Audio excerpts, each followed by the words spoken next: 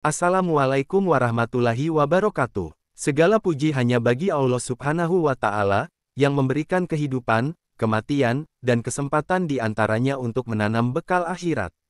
Solawat dan salam semoga tercurah kepada Nabi Muhammad SAW, sang pembawa cahaya di tengah gelapnya zaman, kepada keluarga beliau, para sahabat, dan seluruh umatnya yang mengikuti jejak beliau dengan penuh cinta dan iman. Sahabat yang dirahmati Allah, pernahkah kita merenung, kenapa Allah memerintahkan kita untuk bersolawat kepada Nabi Muhammad? Kenapa bukan kepada Nabi yang lain? Apa yang membuat Rasulullah begitu istimewa, hingga disebut sebagai rahmat bagi seluruh alam? Hari ini, mari kita tidak hanya bicara tentang keutamaan solawat, tapi tentang adab dalam bersolawat. Karena cinta, selalu punya etika. Banyak dari kita membaca solawat seperti rutinitas. Allahumma shalli ala Muhammad. Tapi, apakah kita benar-benar hadir saat mengucapkannya? Apakah kita menyebutnya dengan cinta, atau hanya karena hafalan? Tahukah kita, setiap kali kita bersolawat, Allah membalasnya dengan 10 rahmat. 10. Bayangkan, kita menyebut nama Nabi, dan Allah. Tapi, apakah kita menyebutnya dengan hati yang hidup? Inilah kenapa adab itu penting.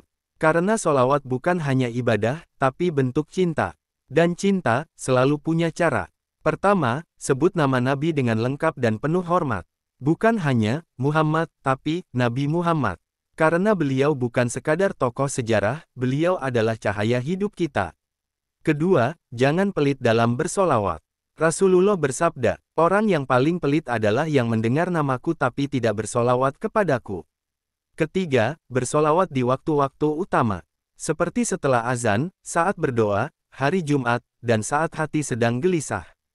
Karena solawat itu menenangkan, dan membuka pintu langit. Keempat, ucapkan dengan suara yang terdengar. Bukan untuk pamer, tapi agar hati ikut bergetar. Karena suara yang keluar dari hati, akan masuk ke hati. Ada kisah sahabat Ubay bin Ka'ab. Beliau bertanya kepada Nabi, "Ya Rasulullah, aku ingin memperbanyak solawat kepadamu. Seberapa banyak yang sebaiknya aku lakukan?"